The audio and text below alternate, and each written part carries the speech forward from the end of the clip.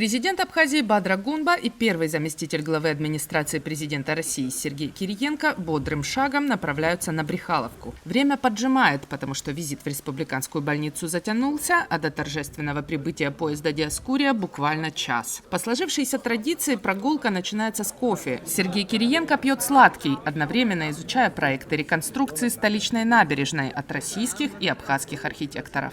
У нас готовы уже проекты и договорились, вот Бадр Зурабович дал соответствующее поручение о том, что все проекты реконструкции и восстановления легендарной Сухумской набережной будут выставлены на всенародное обсуждение.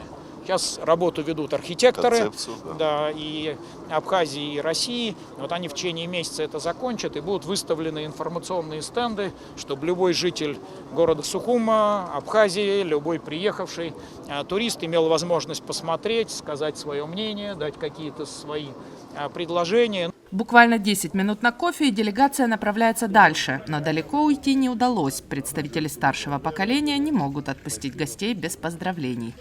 Какое счастье, что вы с нами сегодня, 1 мая. Я маленьким ребенком был, в мае проходил. Я рад, что такого президента имеем, таких людей имеем. Будьте счастливы, будьте здоровы. Шагом за, шагом конца. Я рад вас видеть.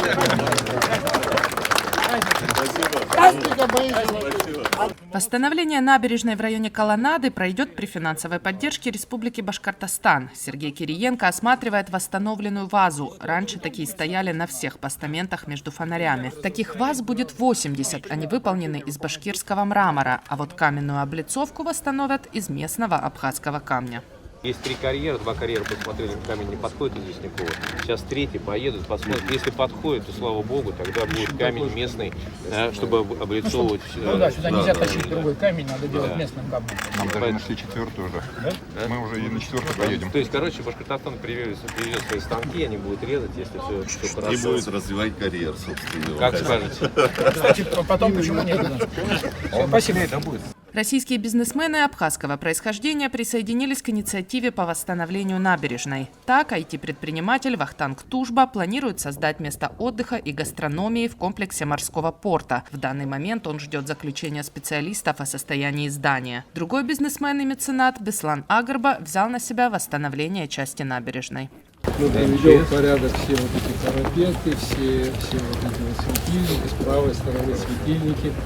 Отшлифуем то, что еще целое. Понимаете, что находится все новоделом. Как-то, чтобы это сохраняло благородную старину, чтобы сохраняло.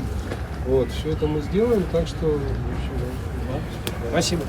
Спасибо. Меня очень порадовало, мы об этом в прошлый раз говорили, чтобы все-таки в восстановление легендарной Сухумской набережной вкладывались не только российские города и российский бизнес, но и выходцы из Абхазии, работающие в России крупные бизнесмены абхазского происхождения. Вот это уже стало происходить. Мы сегодня увидели первые 300 метров Сухумской набережной, за которую берет на себя, значит, работу абхазский бизнес в России.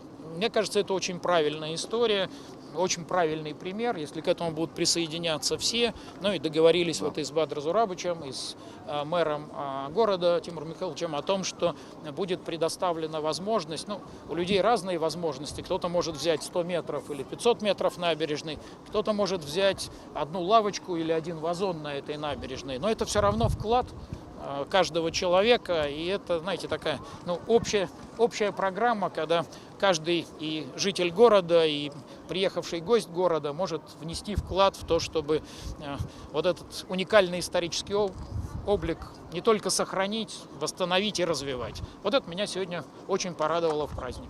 Сразу несколько регионов России принимают участие в восстановлении столичной набережной. Это республики Татарстан и Башкирия, Краснодарский край, Москва, Нижний Новгород и Самара. Теперь в этом масштабном проекте поучаствуют и бизнесмены из Абхазии. Надежда Боровикова, Валерий Квиквискири и Нала Гухава. Абаза ТВ.